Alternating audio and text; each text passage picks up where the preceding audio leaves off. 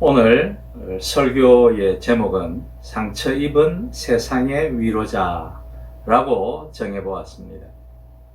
본문은 고린도 후서 1장 3절로 7절의 말씀입니다.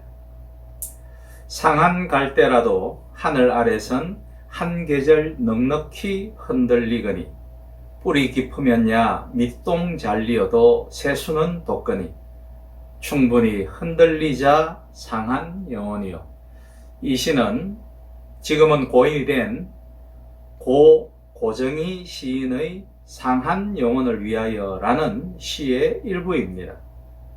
누구든 크고 작은 상처 없는 순백의 인생이 어디 있겠습니까? 만약 그런 인생이 있다면 그것도 참 재미없는 삶일 것입니다. 헨리 나우엔의 상처 입은 치유자는 탈무드에 나오는 전설 한 토막을 소개하며 시작합니다.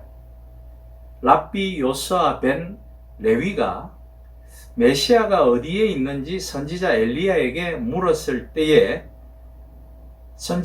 선지자는 메시아께서 지금 성문 앞에 앉아 있다고 말합니다.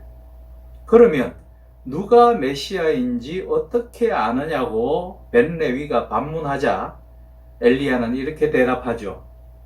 그는 가난한 사람들 틈바구니에 상처를 입고 앉아 계시다. 다른 사람들은 모두 자기의 상처를 덮고 있는 붕대를 일제히 풀고 다시 맨다.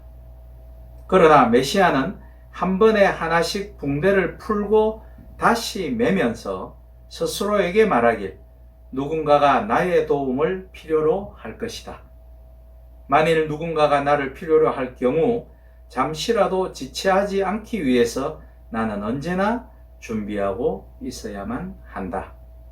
보통 사람들은 자신의 상처만 감싸기에 바쁘지만 메시아는 당신의 상처를 돌보는 동시에 다른 사람의 상처까지도 어루만지고자 항상 기다리고 있다는 것입니다. 나우엔은 상처 입은 치유자에서 현대 목회자의 한 모델을 설정하고 있습니다. 굳이 목회자뿐이겠습니까? 메시아가 가난하고 소외당한 사람들 한가운데 계시듯이 목회자도 아니 크리스찬들도 상처받은 사람들과 더불어 있어야 한다라고 생각합니다. 아니 상처받는 현장에 함께 있는 것으로만 그쳐서는 안 되고 상처를 치유하는 적극적인 역할까지 떠맡아야 한다는 것이죠. 많은 사람들이 자기의 상처에만 집착하지만 우리 크리스찬들은 자기의 상처를 직시하면서 양들의 고통까지, 세상 사람들의 고통까지, 아니 우리 같은 크리스찬들끼리의 고통까지 그런 형제와 자매를 생각하는 그 고통을 알아주는 그런 곳에까지 신경을 써야 한다는 것이죠. 저는 헨리 나우엔의 탁월한 작품이 많은 크리스찬들에게 자주 읽혔으면 합니다. 우리 한국 기독교는 너무나 미신적인 기복신앙에 사로잡혀 있어서 아직도 성숙한 신앙의 실천들이 미흡하기 때문에 그로 인해 많은 사람들로부터 배척당하고 세상 사람들로부터 손가락질 당하고 배척당하죠.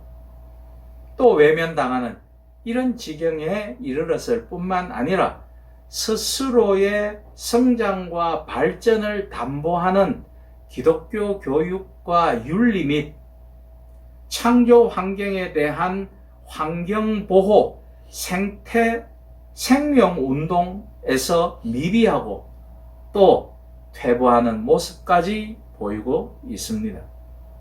그러기에 우리 그리스도인들이 세상의 상처를 보듬어주는 위로자가 되기 위하여서는 많은 신앙적 노력들이 필요할 것입니다. 오늘날 현대는 마음의 상처와 아픔도 문제이지만 타락한 자본주의로 인한 심화된 경제적 양극화로 인한 빈곤과 복지의 문제들이 우리에게 육신의 질병을 가져오기도 하고 끝날 것 같지 않는 코로나 팬데믹과 그로 인한 사회적 병폐가 누적적으로 발생하여 우리의 가정생활, 사회생활, 심지어는 신앙생활에까지 좋지 않은 영향을 미치고 있는 것이 사실일 것입니다.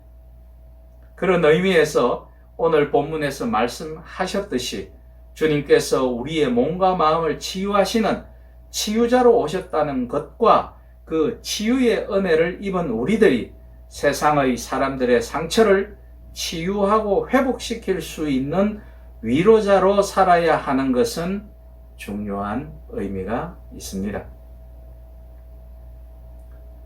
오늘 본문 5절에서 하나님은 우리를 세상의 위로자로 세우시기 위해서 먼저 우리 자신이 환난 가운데 있게 하신다고 말씀하고 있습니다.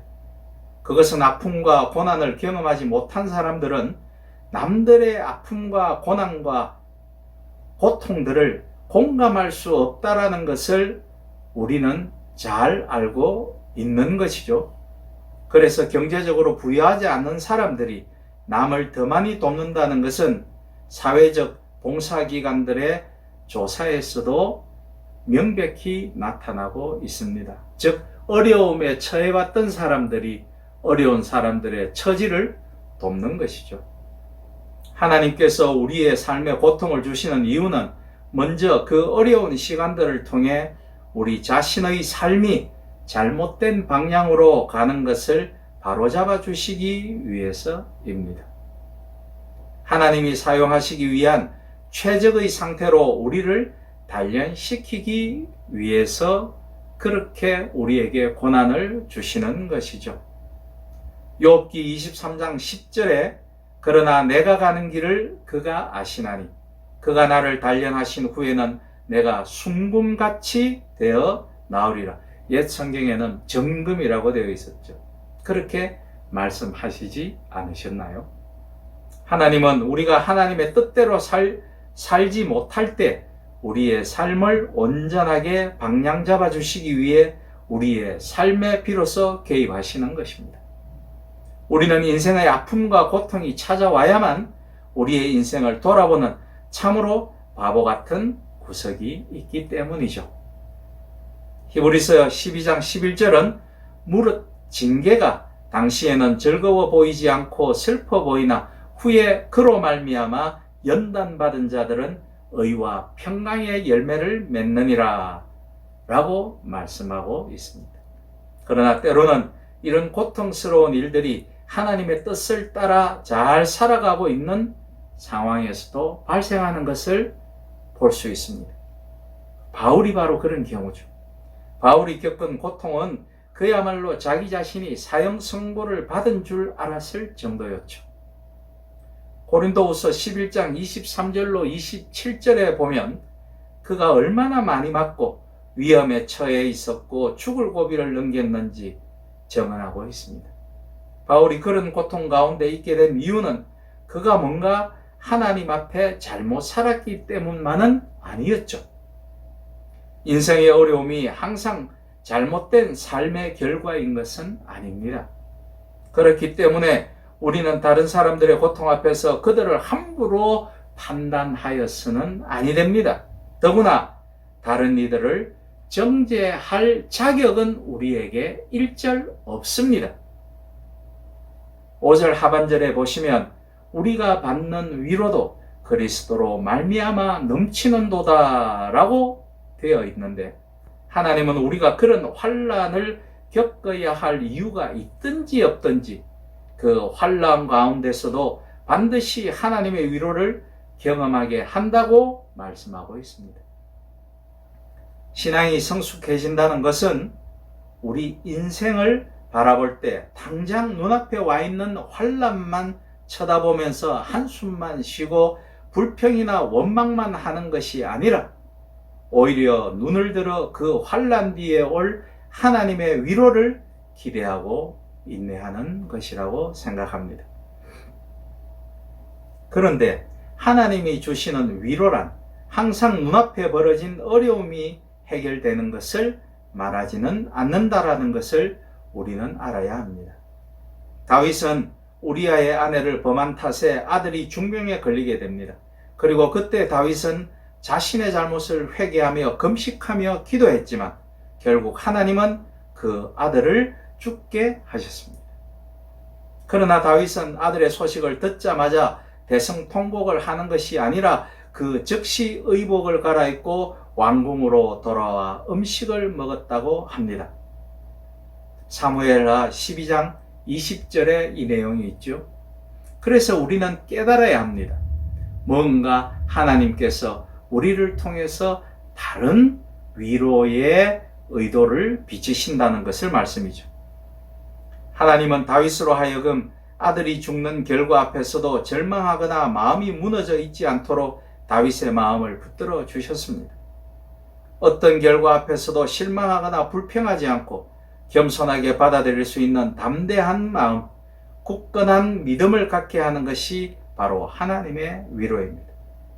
하나님은 결국 우리들이 환난 가운데 경험한 위로를 가지고 또 다른 환난당한 자들을 위로하기 원하시는 것이죠. 예수님은 그분 자신이 인간의 몸으로 이 땅에 오셨고 또한 사람들이 얼마나 연약한 존재인지를 몸소 광야의 시험과 그의 공생애의 사역을 통해 공감하셨고 경험하셨습니다. 그래서 히브리서 4장 15절에서 우리에게 있는 대제사장은 우리의 연약함을 동정하지 못하실 이가 아니요 모든 일에 우리와 똑같이 시험을 받으신 이로되 죄는 없으시니라 라고 말씀하고 있는 것입니다. 우리가 누군가의 상처를 치유하고 또한 위로하기 위해서는 우리 자신의 경험을 바탕으로 다른 이들의 상처와 아픔을 이해하며 공감할 수 있어야 합니다.